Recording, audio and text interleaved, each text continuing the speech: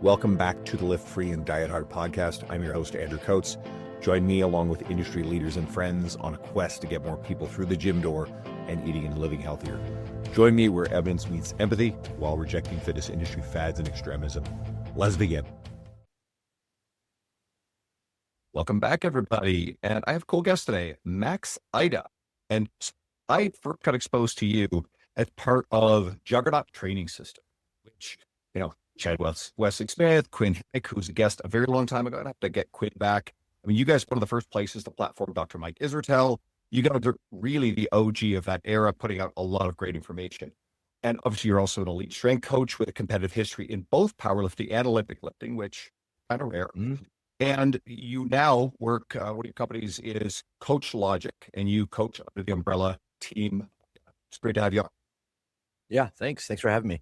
It's a funny history there, like saying some names that I feel like we're at a time that was like one of these one of the big booms of like the fitness industry, that like Southern California 2015 to 2020 was like just a crazy time. It was pretty cool to be back then. Earliest days of Instagram, social media becoming more relevant. Certainly back when blogs and long-form media, and I don't think long-form media ever died, certainly different. But back when that was the primary vehicle where you would consume information for certainly anything to do with strength and conditioning. You know, what's funny is you mentioned like Instagram just coming around. So one of the first things I did with Juggernaut with Chad, it was like a Halloween, like night of the lifting dead or something like that. Or night lift or something. And it was these cool events they would host at night. It was on Halloween. I dressed up as Waldo and I did something, and I did like a front squat, put the bar back squat, drop the bar. No, back squat, put the bar back, front squat, drop it to the ground, deadlift it with 500 pounds. But I remember it was Instagram only had 15-second videos. So we were rushing. I was trying to go as fast as I could to get it in that. And I think we had to cut a couple seconds out of one of the things, but how times have changed. Yeah. I mean, now you can go out there, buck for 20 minutes, I think. Yeah. They had that weird internet TV thing. They got rid of that. Now it's all just one. So this gave me a really cool opportunity. As a personal trainer for a very long time, I've been adjacent to, but not working specifically within Olympic weightlifting, powerlifting, competitive sides. And there's all this talk about different systems. So there's kind of the big three: the American system, the Bulgarian system, the Russian system. And you hear names like Shaiko and all this other iconic stuff. And you're the perfect person to ask about this because you've trained under all three systems.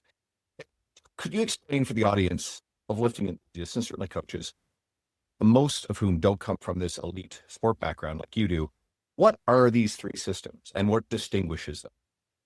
Yeah, I mean, I would say like sort of the biggest discrepancy between them is, all training, all periodization, anything you do, it all sits on a spectrum, right? Every sort of thing you could talk about as far as like what type of periodization something is. How do you organize the training variables? It's a spectrum. Is it completely linear, meaning every week you're adding weight to the bar?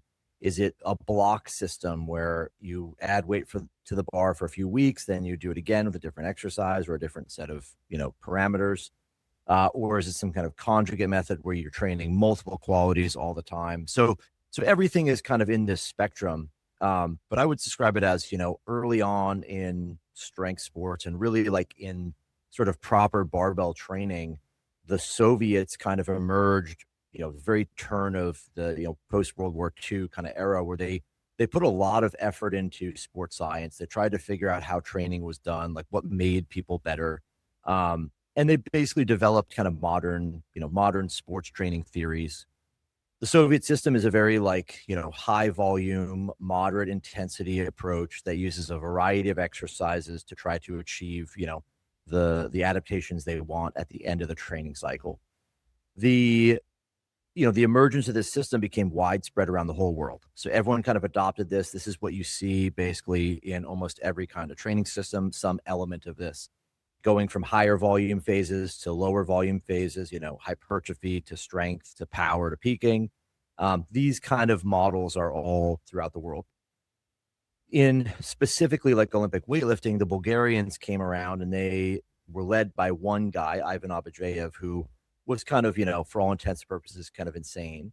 And he basically was like, hey, why are we wasting our time doing all this other stuff when we could just go really, really heavy all the time and do only the things that are going to make us good at the sport? And so he basically kept carving away at the system, which, the Soviets had developed this method of like, let's build a big base of fitness, a big foundation. Then we build on top of that and we peak. And it's a very reliable method. His method of let's just cut away all the stuff that I think is useless, get rid of exercises, get, dialed into just the most specific thing, we can achieve really great results. And ultimately he did in the era that he lifted in or that he coached in. The American system is kind of what I would call more modern periodization, which we see, essentially the same kind of structure as the Soviet system, just more of a modern approach where there might be a different structure or different layout to the way things are done. But essentially it is the same kind of thing, just modernized. It's more contemporary. We see in, strength sports like powerlifting, some subtle changes, but, less volume overall than the Soviets did. And more specificity. So similar to the Bulgarians, where they're doing more of the things that are going to benefit them for their competition. The big difference is that the major thing that separated the sort of Western world from the Eastern Bloc was the use of like Soviet sports supplements, if you will. It was widespread. Doping was widespread in the early, basically 60s all the way through today, but more so in the 70s and 80s.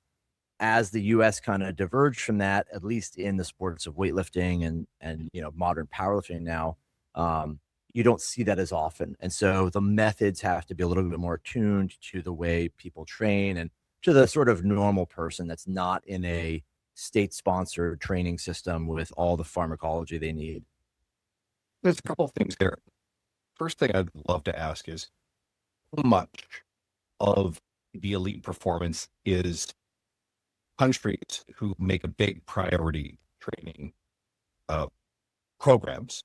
They filter as many people through it as possible. I think China is probably a good example of this for quite a number of sports.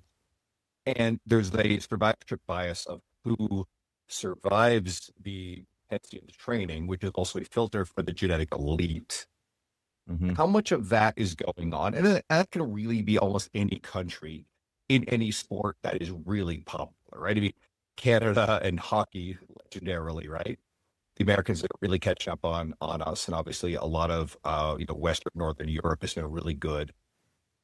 Certainly soccer is kind of funny because, at least on the men's side, Canada did pretty well on the men's soccer side. But, yeah. I mean, they're not dancing with Argentina or Spain.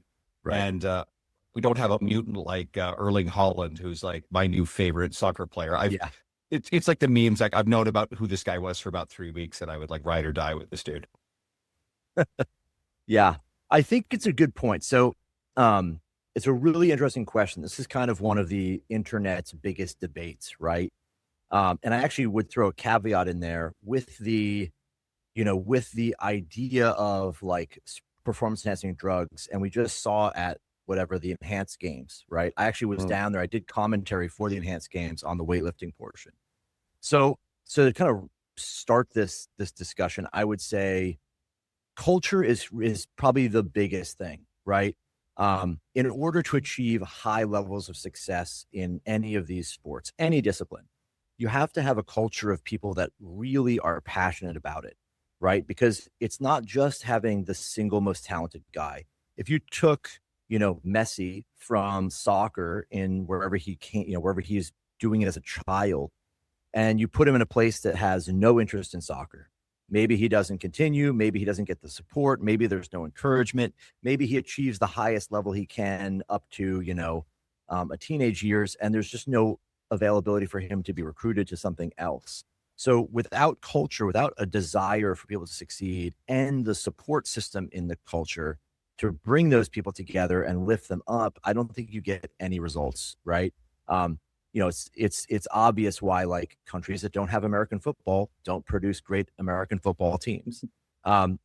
The second part of this is, the question of genetic talent. If you are finding athletes that are capable of what they're doing, capable of the sport, they have, predisposition to it, they're explosive, they're fast, they're, whatever body shape you're looking for in the sport, are they going to get selected because there are so many people running through, they're going to rise to the top. And that's for sure true.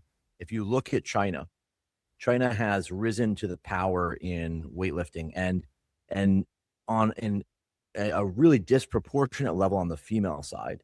So the Chinese women's team is basically like the owners of almost all of the world records. And they were for a short period of time, basically like unbeatable. But that comes from that culture. They had an enormous number of people they could bring in. They made it relevant in that space and they drove talent through there. And they said, basically, the people that are going to succeed in the system we've put in front of them are the ones we want. The best analogy I can give to you is there was an old school coach one time and a friend of mine asked them, they said, hey, I watch the Chinese lifters and every time they do the jerk, they exercise, they do the jerk, they look perfect. They nail it. It's every time. They all look great. What are they doing? Why is that? What's the deal? And this old school coach says, well, that's because the ones that couldn't do it perfectly aren't on the team. And it's this like kind of like hits you in the head like, oh yeah, these are like the absolute best of the best. The guy that was really good but couldn't make the jerk, or the guy who was pretty solid, and maybe was, not the fastest, he's just not there because the freak that was just a little bit quicker, a little bit stronger is going to make the team, right? They're going to get to the top. So culture is the foundation that drives everybody into the sport. And then if you can push enough people through the funnel, you're going to end up with the freaks. You're going to end up at the top. American football is probably the best example of this in the world, right? And have you read, I think, the book's called The Talent Code, and I believe Daniel Coyle wrote it. Maybe I'm mixing some stuff up, and he talks a lot about the hubs. And to your point, it's culture. There's certain other phenomenon. It's the favelas in Brazil where, because they didn't have necessarily a lot of space, they developed this game called futsal, which is a smaller ball, way more touch points. So these kids, because this is all they have access to, have so much more footwork. Whereas if you think about the average North American or even a lot of European soccer play kids growing up. Now, again, there's also the argument about like hyper specialization early. Sure. There's a good conversation there. And what's Epstein's book Range does a really good job of breaking that down using Federer as example versus Tiger Woods. Yeah. But there's so much more skill development, which this is all some of these kids really have, where, some of these, let's say, North American kids playing soccer, how many different things are they doing compared to that volume of and I think as well, there's also something I think you allude to is the importance of the sport to the culture and the nature of the hero. Again, you get kid growing up worshiping college or football, high school football is a religion in a lot of the US. Yeah. Like, basketball is really big. And you have certain European countries where it's also huge and disproportionately producing incredible athletes. Yeah, 100%. I mean, a great point, right? How many people show up to a high school football, first practice of the year in East Texas or West Texas, right? Like, you might get 10,000 people in the stands, right? In some of these places where it's like, that's everything. That is the driver for success. Because, this is a point of argument I think a lot of people make, is that genetics is the thing that drives people to the top. Or they make the other argument, which is that these people are being forced to the top. They're put in a system where, hey, there's so many people behind you just driving you forward, you're going to succeed. And if you think about maybe the Eastern Europeans or, in countries like, say, like North Korea, are they really like pushing these people to levels that they just couldn't achieve without, maybe some human rights violations? I don't know if that's the case, because you have to imagine, how easy it would be to get hurt, how easy it would be to just not be good enough that you're not going to get moved to the next level. Right. So I think there has to be a degree of the cultural, rewards of success drive people into this, and it's deeper than just money. It's not just, oh, you're going to get paid money, something's going to be good for you. It's the intrinsic, like you were born worshiping football, born worshiping soccer, worshiping weightlifting. If you grew up in Bulgaria in the 80s, like weightlifting was a gigantic thing. They were successful, that you wanted to be as a kid in that space, being one of these heroes. So I think that it just really drives most of the success. And if you layer on, again, mentioned the favelas of Brazil, if the superstardom and wealth and everything that comes along with it, every kid's dream, if that's the way out, I mean, that's the case when it comes to, inner city and a lot of sports in the United States, right? Yeah. But I think to your point, I can't imagine anybody with some sort of proverbial gun to their head being forced into a system could have the same kind of driving killer instinct of a Michael Jordan, a Steph Curry, Right. Kobe Bryant, a Tom Brady. Cherry pick your super elite, legendary figures, Michael Phelps in swimming, et cetera, et cetera. Okay.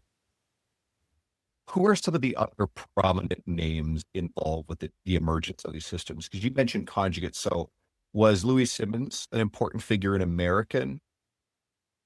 So Louis Simmons is an interesting figure in that, he took a lot of like his development of his methodology from translated texts from the Soviets, right? So the Soviets, would write a lot of like yearbooks and textbooks about weightlifting.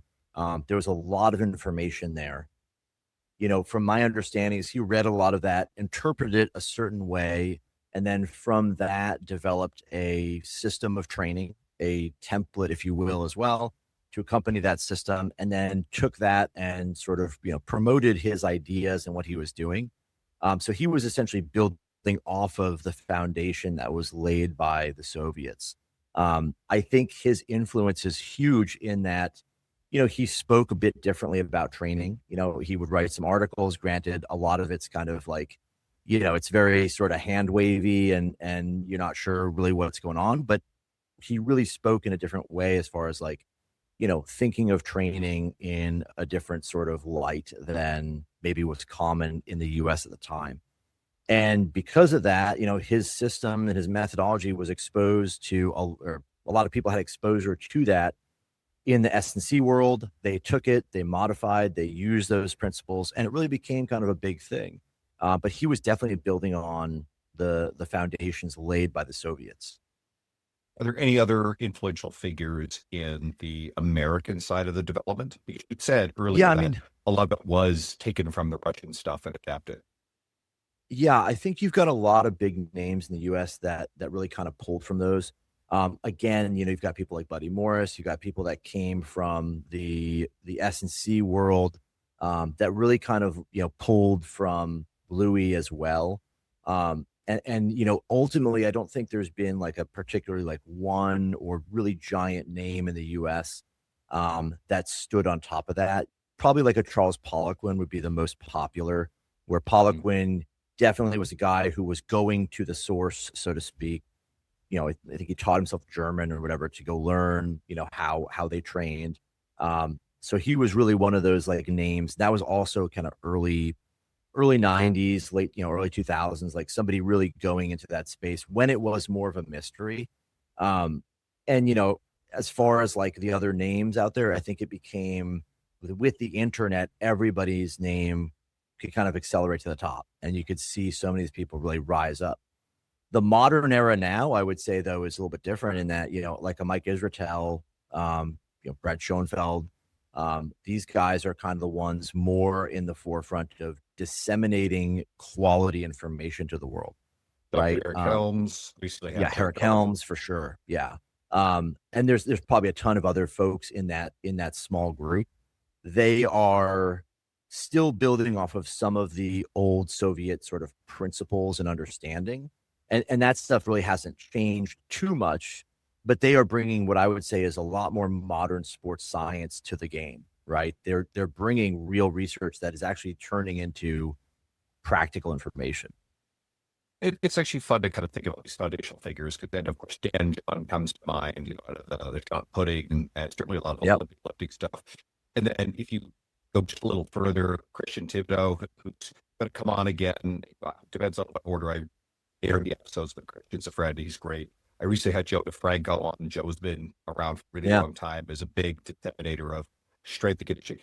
A lot of the early and mid-career, the heights of T Nation being one of the big ones. And it's one of the reasons why I also cite Juggernaut, because T Nation was this big clearinghouse. You got Elite FTS, Dave Tate, you got people again like Tate and Wendler who are writing for T Nation. So these are kind of the big figures that I've seen. Yeah, those guys, it's funny. You basically named like the who's who of the like 2000 to 2008, 2000 to 2010 sort of like era, right? Pre sort of social media. But yeah, I mean, I think even like Chad Waterbury in there. There's a lot of characters in that space at that time that were doing a lot. And I think that was the modern era of, we made a shift from it being S&C being something that was more informal. It was like you learn from your mentor, you brought the recipes with you, you brought the cookbook of here's the programs that worked, with like very little sort of like knowledge behind it. You had kind of a speculation, like we'll do sets of 10 for hypertrophy and 5s for strength and 3s when we're peaking. And that's kind of the system, but like not the deep sort of, research we have now that might contradict some of that, thinking, or may show a different route to that same sort of outcome. So I think it is interesting to see like, a lot of those guys coming from that. And you could probably attribute a huge amount of that to Lou Simmons, right? Mm-hmm. He was writing articles and writing stuff, and, Elite FTS sprung from that. And then T Nation grew off the back of that as well.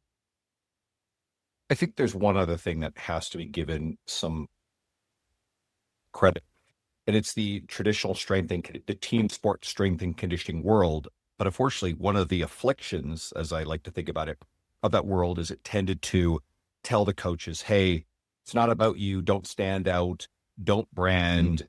Keep your head down. It's about the team. It's about the athlete. So it's certainly, and you mentioned Buddy Morris, but it's changing a bit now. But there's a lot of people who probably did incredible work, mentored other people within that system that are just not as well-known names, because to step out and to end up even writing for a T Nation in that era would have been frowned upon. There's a few people like Nick Winkleman and Brett Bartholomew have come out of Exo Space as leaders of that, and they've done very well with him. They're published authors. I've got both of their books on my bookshelf behind me. But there's probably a lot of unheralded people who were really influential in early strength conditioning came out of the world.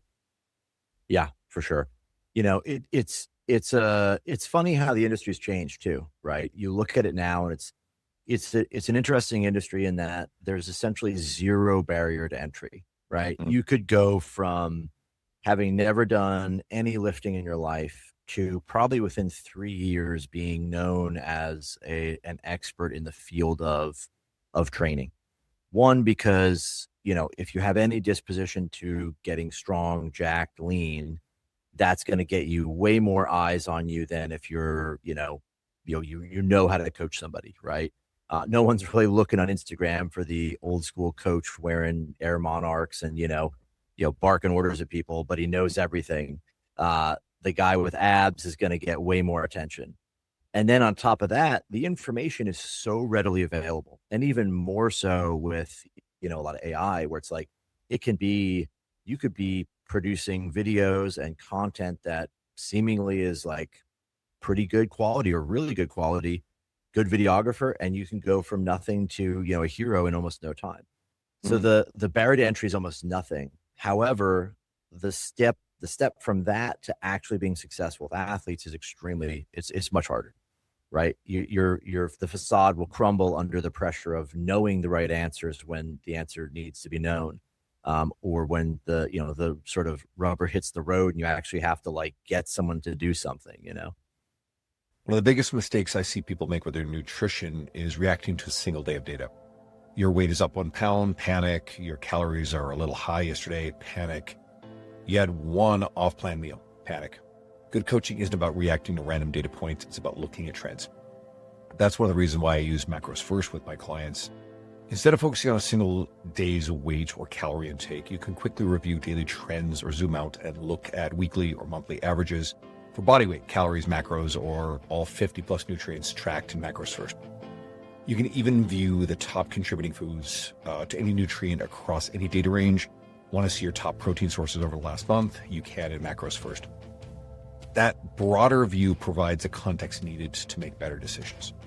Because real progress is made in a day, it's made through consistent behaviors repeated over time. The more data you collect, the more important it becomes to actually understand that data. Macros First makes that easy. Macros First is free on the App Store and Google Play. But if you use my code, Andrew, when creating a new account, you'll unlock an extended 14-day free trial of Premium, which includes these advanced reporting tools. Give it a try and see what your trends are actually telling you. If anybody ever listens to RXD Radio, so that's Muscle Doc Jordan Shallow and Jordan Gent, they're both doctors of chiropractics and health. These guys are great educators. They compete at high level, but they routinely reference this. These guys work with world-class athletes. They're working with the best. That's a point of pride. I think it gives them incredible credibility for what they're doing. But you're absolutely right. It is so easy to go ultra viral quickly. And it's a little bit different what we're talking about, but it's not. One of the ones I referenced was just several months ago. I'll say his name, this Malibu Max Fit character kind of popped out of nowhere. And then he was exposed by Goob at being a fraud. So he had, for a decade, claimed to have had an IED blow up his face, while he was time in the military. Well, Goob got the receipts, and turns out the guy fell down drinking, and that's busted up his face. His face is full of filler. And again, like I don't want to judge this sort of stuff. His following was blown up because he was a feel-good story. He's got this surfer dude, like positive vibes thing in an industry full of contentious negative shit. And it turns out the guy complete fraud and put on. And I'll take this one step further. This is something Goob and I have talked about, but it's generally understood this guy is an industry plant. He was a construct. He was made by a marketing agency. There's nothing authentic about him. His entire story is predicated on a complete lie. Even in his apology video, he still lied within the video, saying that all the attention as he blew up, he'd just crafted this thing. No, he's been documented that he'd been lying for a decade about this entire story. But even still, he's just a marketing construct. And so you look at this and go, wow, nothing's real. But again, he came out and he gained over 1 million Instagram followers within the space in a couple of months. There was this giant push. Now, of course, there was something behind the push. There was incentives for the people to push it. But it shows just how someone can come out of nowhere with no background. Yeah. And it's an interesting space now where you have, in 2000, let's say 2099, 2000, when I started kind of reading T Nation and stuff, there would be talk of anabolic use on those sites, but it was very a very hush hush thing. People would talk about it in the open, in the sense that they would speculate and talk, and there was forums, and it was around.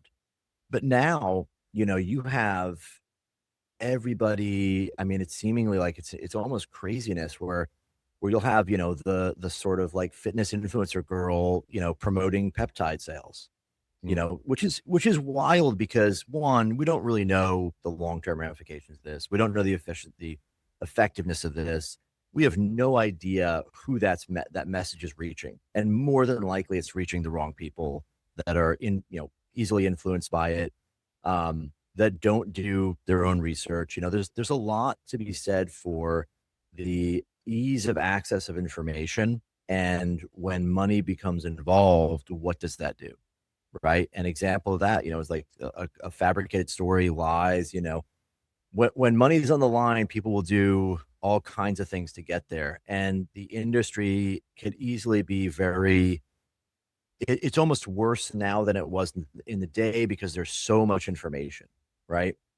You find a character you relate to, you like, you start to buy into what they're saying, what they're selling, you enjoy it. But then, how much of that is, again, just designed to sell you something, or designed to pull you in for the audience, to sell you as an audience, right?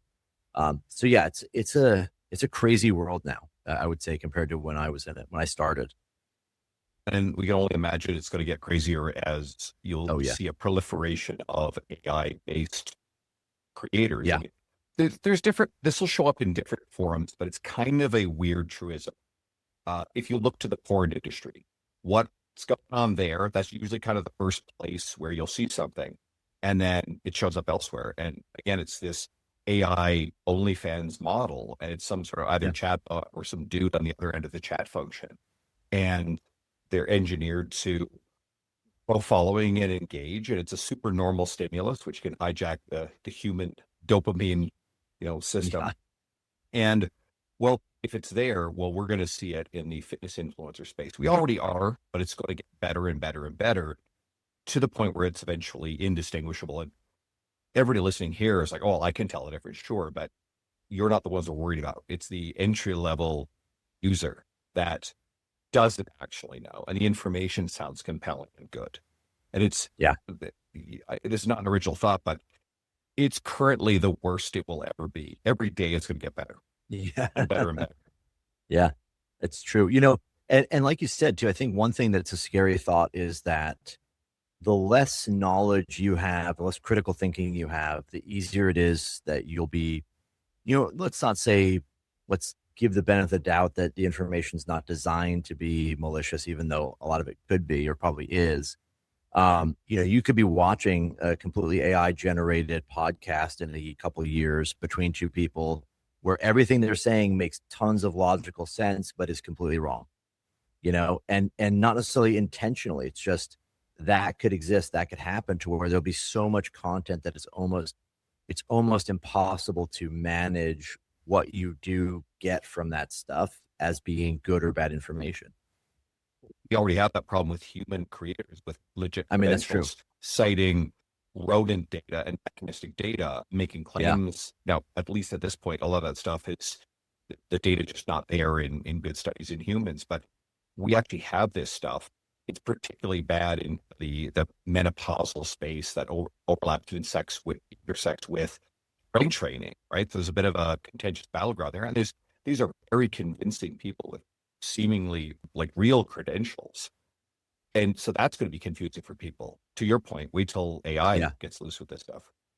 It's funny. I actually, as you said that, I was reminded. I remembered I think there was at some point someone who wrote a few papers and then cited his own pen name papers that he had written before.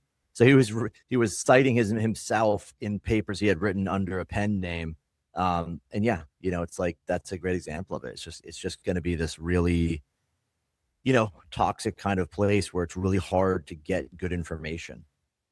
And I mean, I'm not going to say any names, but we just now the industry's gotten a hold of this weird clip where someone with a PhD with the air of a lot of credibility saying something about not putting blueberries and bananas in a smoothie together because it negates something. It's like, of course, getting roasted and ridiculed by people who know that it's complete utter rubbish. But this is being said by someone who ostensibly very popular platform, ostensibly very well educated, and one of my criticisms of that particular individual, and I'll say it about anybody, is people who have a tendency to wander wildly outside of their specific education area of expertise. But this individual, this is literally this person's PhD. This is something that they should know better.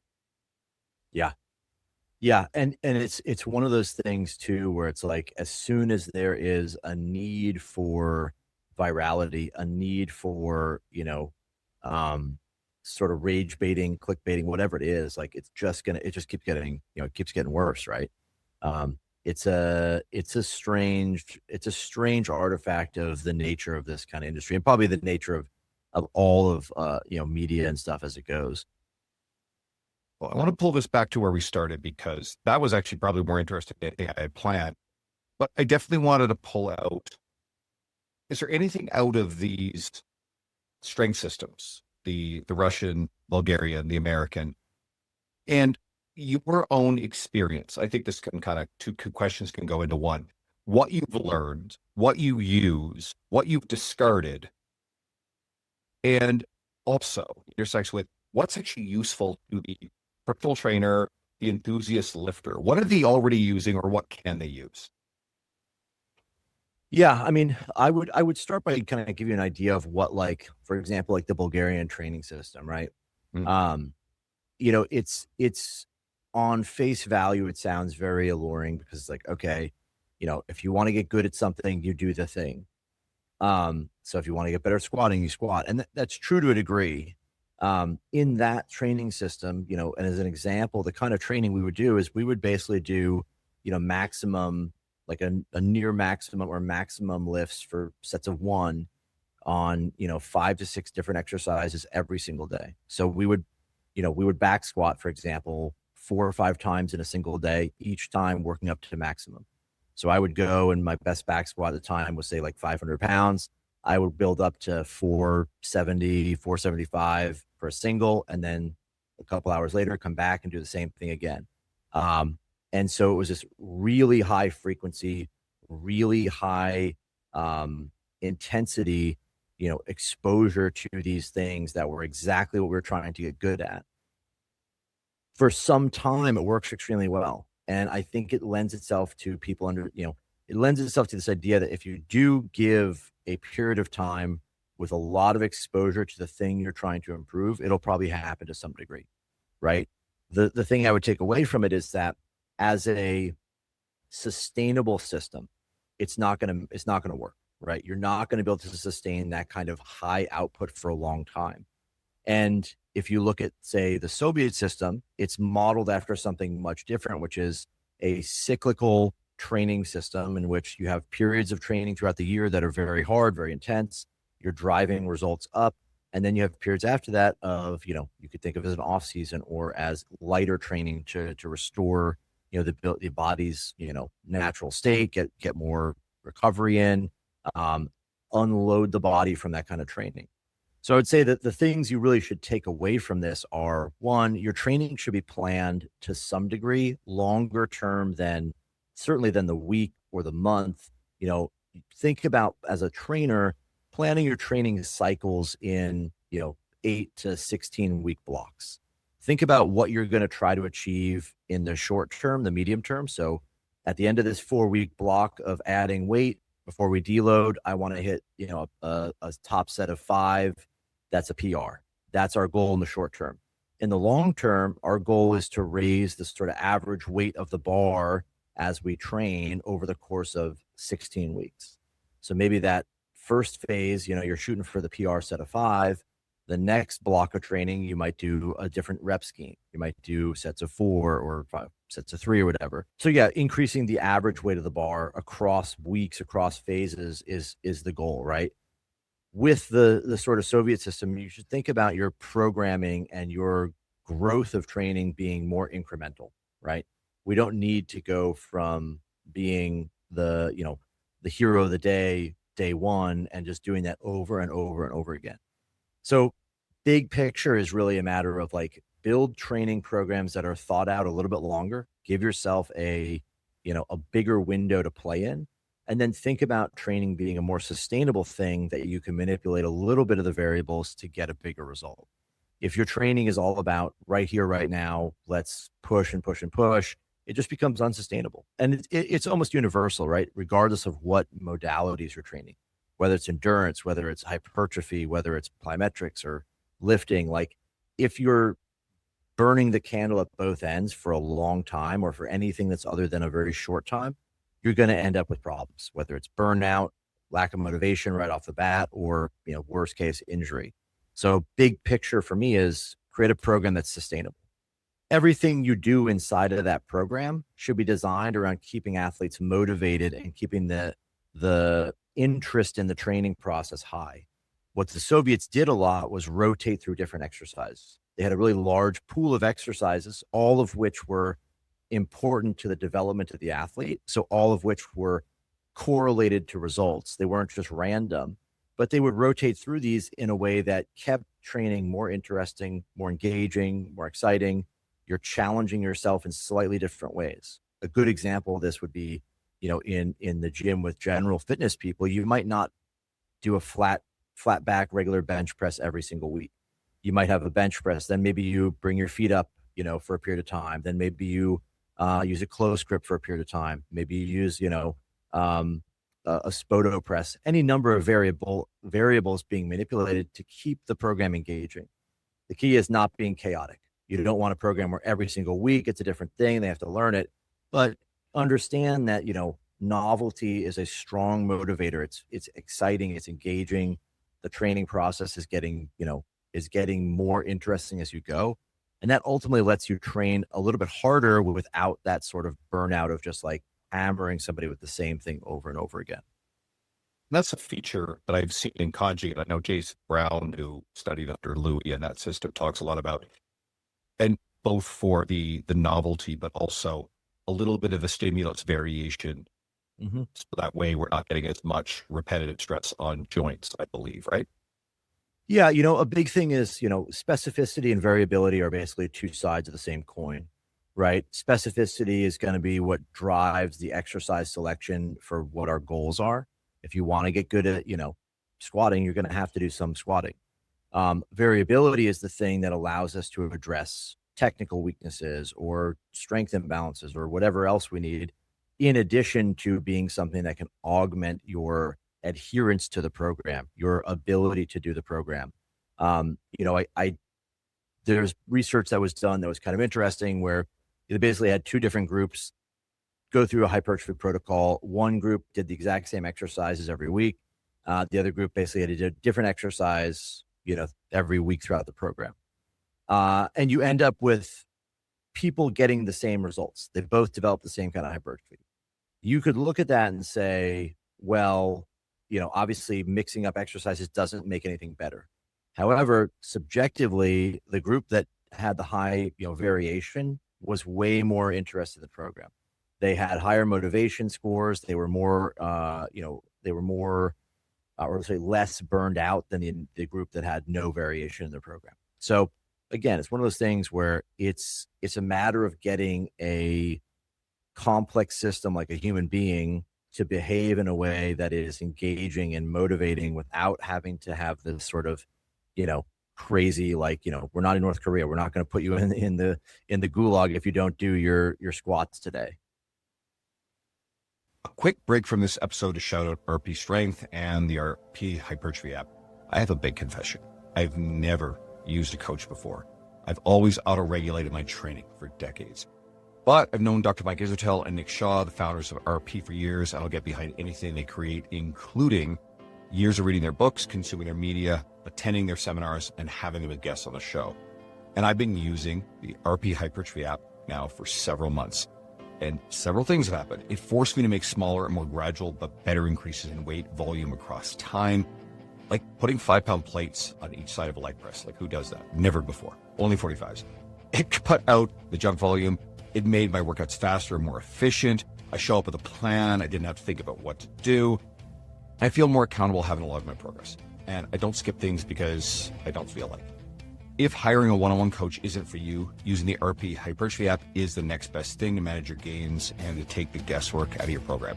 There's a 30-day money-back guarantee, so you can try it risk-free, and if you don't like it, they'll give you your money back.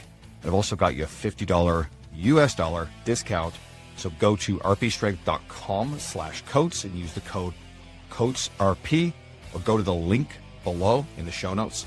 That's rpstrength.com/coats and use the code COATSRP. What's changed for you in the way that you coach from coming through these different systems, experiencing them, and refining it down to what you feel like works based on, well, experience? For me, I mean, as a coach, the biggest thing is a broader understanding that people can surprise you, and that the most important thing foundationally is, and this is a quote that I love that I think probably is the single most defining element of good coaching, is people don't care how much you know until they know how much you care. And really what it comes down to is, as a coach, you have to be in a place where you can form connections with people. Coaching is mostly communication. Can I get you to understand why we're doing what we're doing? Can I get you to, engage in the program and believe in it and move forward? So, all these systems are great on paper. And then, as soon as you start training, everything, goes out the window. You've got to have solutions to problems. You have, schedules that change, you have injuries, you have all these things that come up. So no system, no template of programming is going to match the variety of situations you run into in the world. The most important thing I think I've taken away from this is that you have to be really willing to pivot, be nimble as a coach, know that, there are times where you have to call an audible and make a change. If the athlete's not doing well, the sooner you pivot from wasting time to doing the next most productive thing, the better off you're going to be. This ties in really well with your thoughts on, because you mentioned periodization, but if we're talking about training as an enthusiast or coaching as an enthusiast, long-term periodization certainly has its pitfalls. You're not dealing with locked-in athletes with a specific timeline goal that there's big rewards for. So what are your thoughts on the practical applications of periodization, on top of what you already said, and autoregulation in training? Yeah, I mean, periodization is fundamentally a good idea, right? Organizing, I mean, all periodization is organizing the training variables so that, you achieve the peak condition you're looking for at a certain time. We have a women's only strength class that is populated mostly by, women, 40 plus. And we train them like power lifters, not as power lifters, but they do squats, bench presses, and deadlifts. They do some accessories. They even do some like little kind of conditioning finishers at the end. But primarily what that is it's intelligent programming. We're putting them through phases of hypertrophy development, putting them through phases where they're developing force production. And then, we're building up intensity to sort of see how strong they've become. It's not with the intent goal of lifting the most weight possible, but periodization is the most intelligent way to sort of structure your training. The reason being is it gives you a clear direction to go. You have, better and worse choices to make when you're making those choices. Every decision you make in any training program is a trade-off. We want to have a system that tells us what's the trade-off we're looking for in any choice. As far as autoregulation goes, autoregulation is a concept that, has existed for, forever. People adjusted the weight they put on the bar, the number of reps they did based on how they felt. With more formalization and use of like RPE scales, autoregulation is a necessary component of any training. When you come in the gym, you should be, as an athlete or as a client of a trainer, like aware of what the intent of that training session is. If you're going to do squats that day and you're looking for a particular outcome, you want heavy weight, doesn't matter how hard it is, that's fine. If you're looking for, training where you want the bar speed to maintain, a good pace, you want technique to stay intact, then you have a particular target for that. If the bar slows down, if it's grindy, if your technique breaks down, autoregulation should come in to course correct for that. So autoregulation is something that should be applied basically to everybody. And all it really is it could be as simple as a range of intensities for the day. Shoot for between 100 and 110 pounds on this exercise. Make sure that form stays intact and you're not grinding any reps. All the way up to people with like velocity-based training units and, measuring bar speed and all these things, right? So it's a matter of like how detailed, how elaborate you want the solution to be, but autoregulation should really just be implemented at all levels as a form of getting onto the right target for the training day. The wisdom to know how to apply in any given moment. Yeah. Varying from the explicit plan.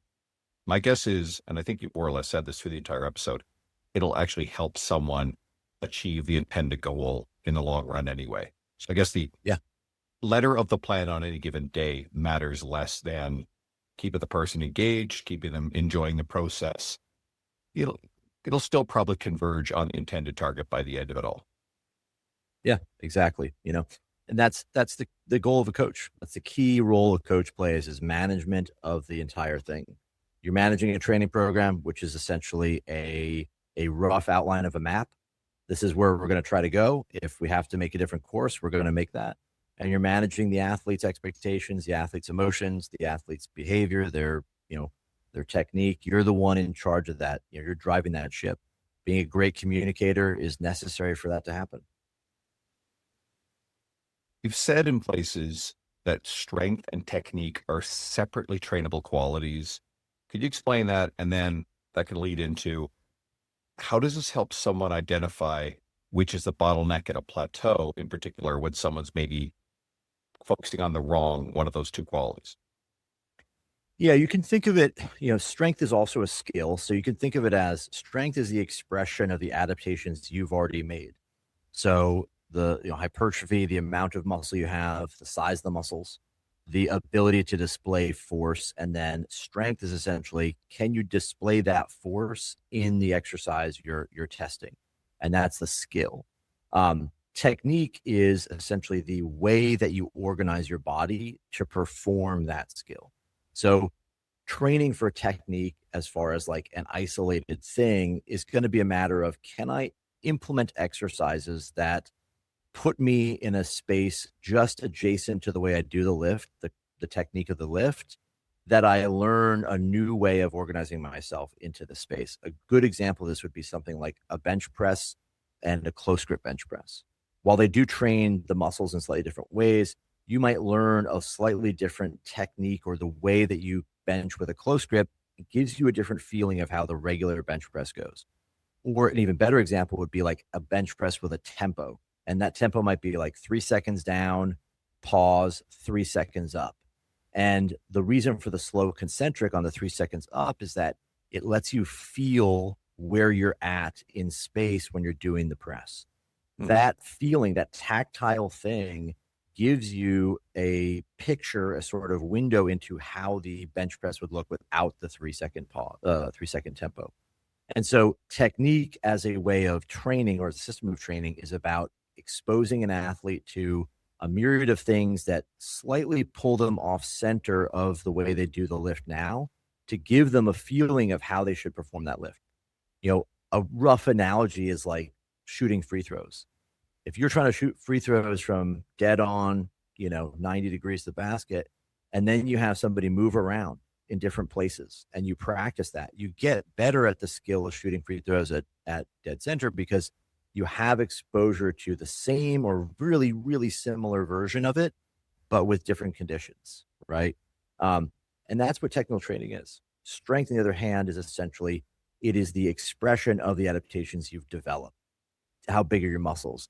How much force can you produce? How well did you practice the skill of producing that force in this exercise?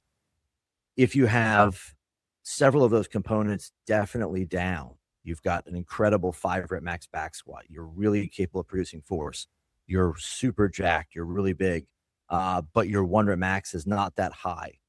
You would look at that and say, my skill expression isn't great. I'm not doing the skill of a 1 rep max well. I should expose myself to that more often.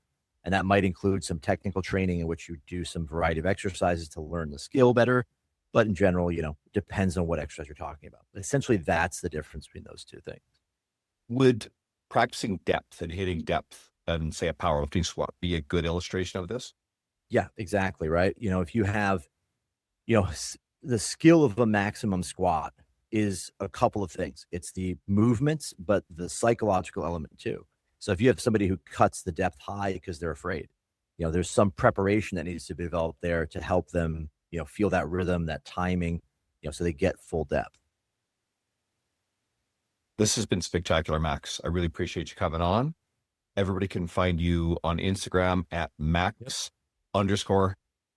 but it's spelled AITA, even though it's spoken more like a D, it's a T.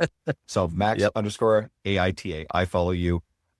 Guys, you can search for him through my following, but go check out what you're doing. Your media is really engaging. I've actually been enjoying it. I was just binging it recently for ideas for this episode. Thanks. I like the way you do it. It's like 7-part series. It's like, oh, what's the next one? Yeah.